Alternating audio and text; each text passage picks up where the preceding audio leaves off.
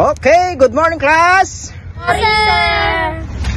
Okay class, our lesson for today is Filipino. What? Filipino, siyempre Tagalog tayo ngayon, ano? Ngayon, pag-aaralan natin ay kung paano ang pinakamagaling magbasa. Dahil pasukan na. Ha? Are you ready class? Yes sir. Okay, ang unang pababasahin natin para mas pinakamalupit siyang bumasa sa buong mundo ay tawagan natin si Mr. Dreamboy. Okay? Basa, Mr. Dreamboy. Teka lang. Anong teka lang? Nag-aaral tayo, bakit teka lang ka? Teka lang, sir. Anong teka lang? Ba't nagtiteka lang ka? Ay, nag-aaral tayo ngayon bago magtiteka lang ka. Oh. Okay, hindi niya nabasa. Ang isusunod natin naman, titingnan natin ang kalidad nito ni Mr. Onyok. Kung talagang magaling ito bumasa at isasali natin yan sa pinaka magaling bumasa sa buong mundo. Okay, Mr. Onyok. Basa. Hindi ko alam. Ha? Anong hindi mo alam? Hindi ko alam, sir eh. Ang galing!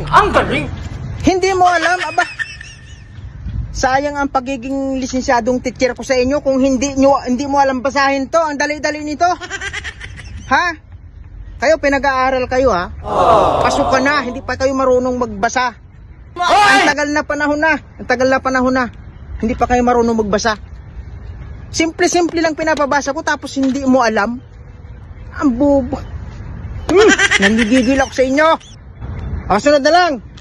Si Papa Tanta naman. Okay, basa. Ayoko. Ang galing! Hoy! Isa pa to, pinapabasa kayo. Kanina, teka lang. Bago yung isa, hindi daw niya alam. Ito naman, ayaw niya magbasa. Tinatamad ba kayo o gusto niyo lang agad maglaro ng kung ano-ano? Nainis ako sa inyo. Hindi ko alam, sir eh.